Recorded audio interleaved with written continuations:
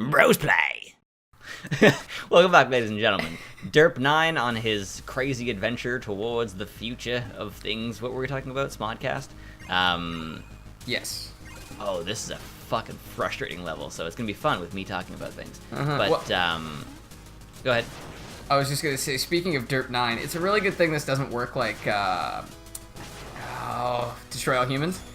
Because otherwise we'd be on Derp like 350 by now. That bothered me so much when we were that age to lose the original Cryptosporidium 1. Was it 137? 136 was the original. Yeah. And then the second game was 137, and I was like, oh, I can't because I lost. I was at like 139 in the first game. How can I be 137?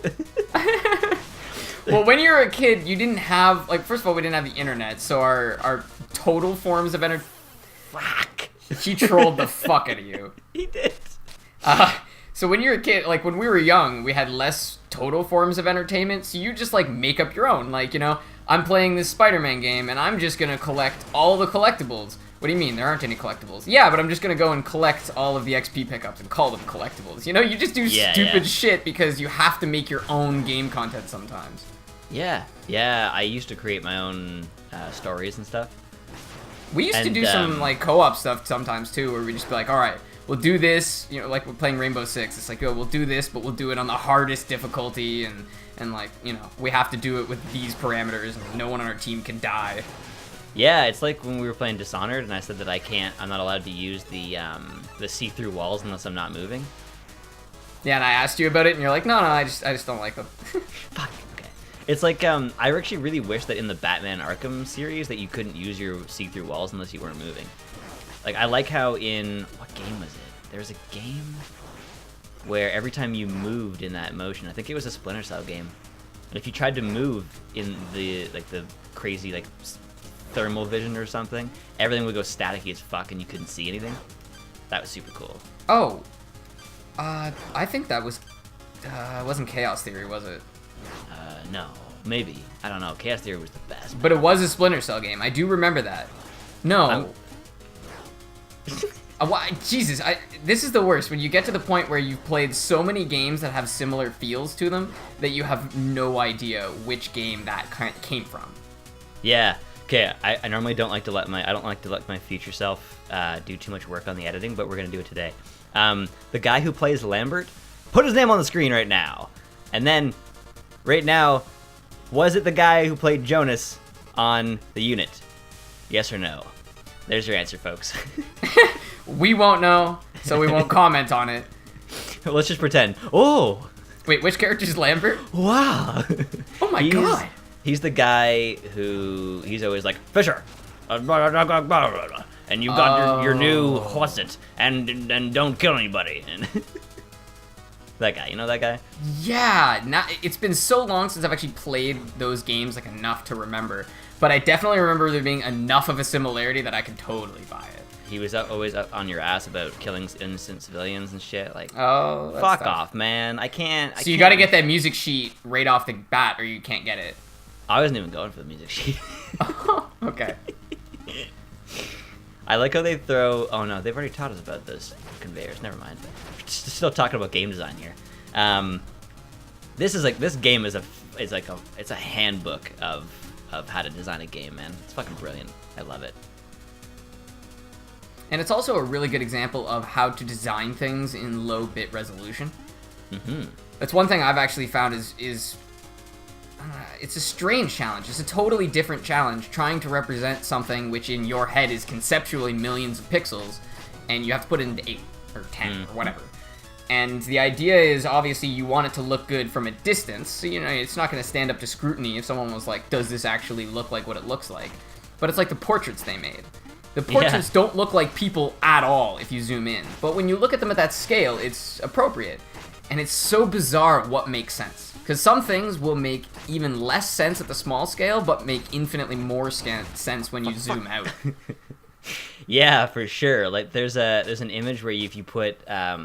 It's an optical illusion, and you put Marilyn Monroe and Albert Einstein together, and you can see the... What?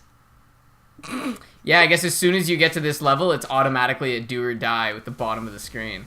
No, it's if you hit the well, that too. Sorry, yes, but if you hit A on a ladder, you fall off of it. So I'm trying to hit A as soon as I get off the ladder.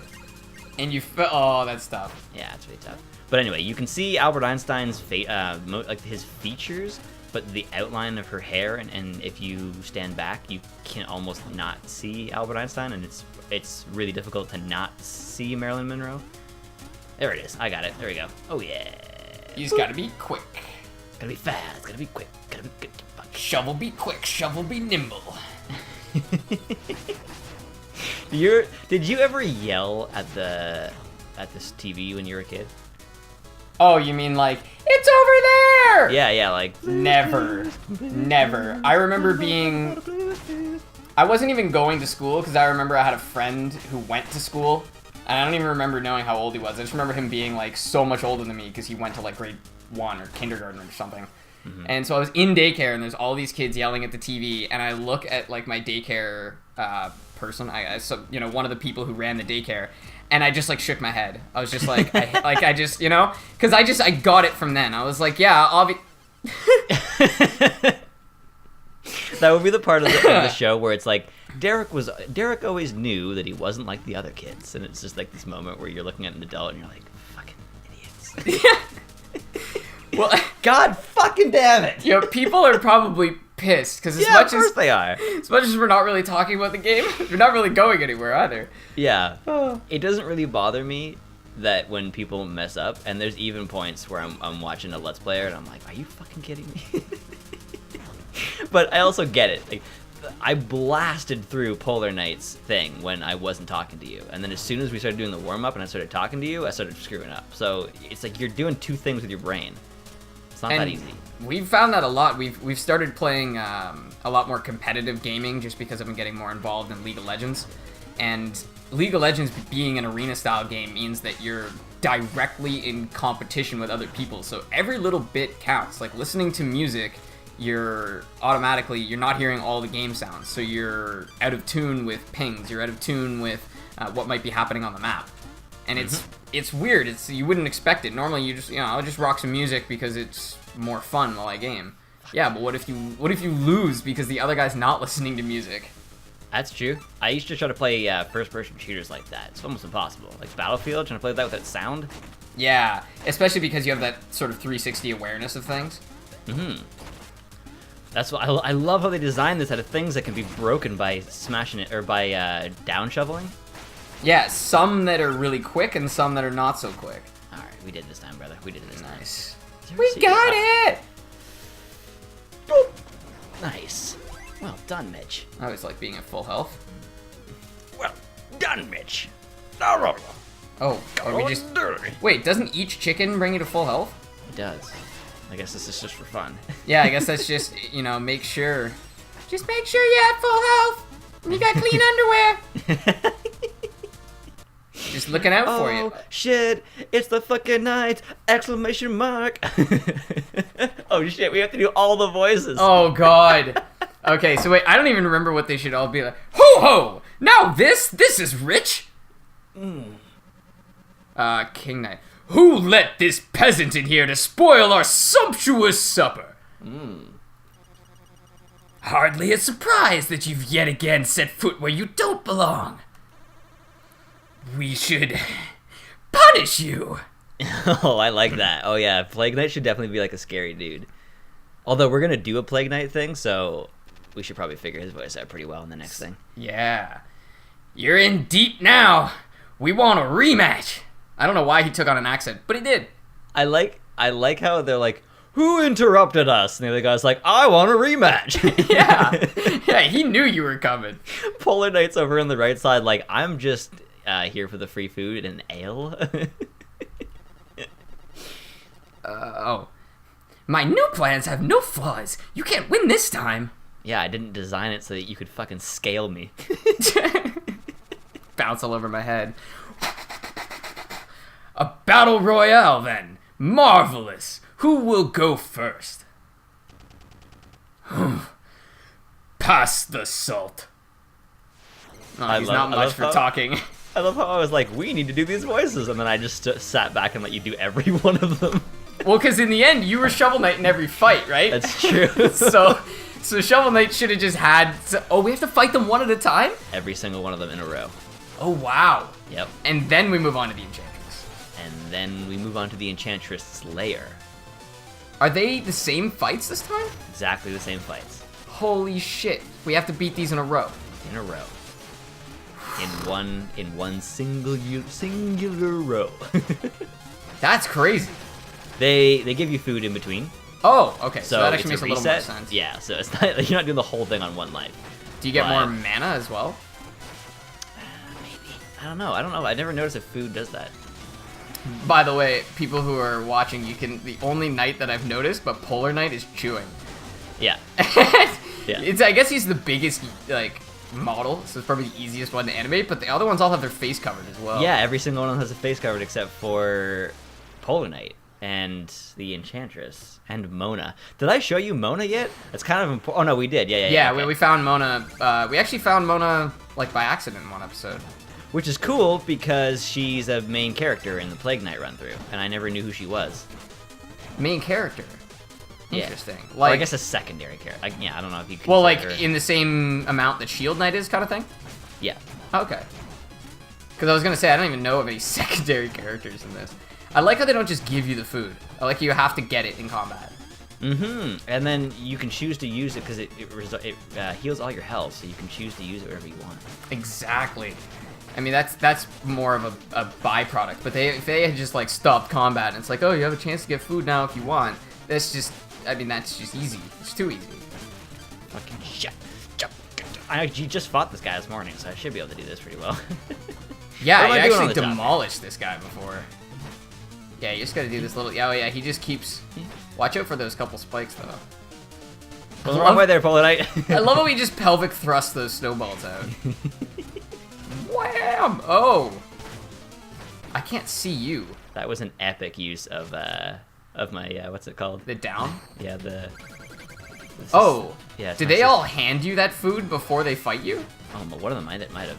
I think he just did, yeah. Fair rematch, yeah. Well, that's a good point. They wouldn't really be fighting you if they all fought you, like, one at a time. King Knight, otherwise known as Pushover Knight. Yeah, this is one of those examples, actually. I think we were talking about this in the last episode where I said sometimes you can tell certain things are developed without the same team as other things. For example, King Knight, Spectre Knight, pretty easy bosses, and they're both very early in the game. So there is the possibility those bosses were either designed early on or designed by, like, a team that didn't want to make, like, as complicated a mechanic. Yeah. Whereas, like, Plague Knight is a fucking crazy fight. This is going to be weird because he had boxes in his, which were part of fighting him. Yeah, I think he summons them here. Yeah, there we go. But but it was different in his because there was also another mechanic to the fact that you were breaking down through about 4 or 5 layers of floor too.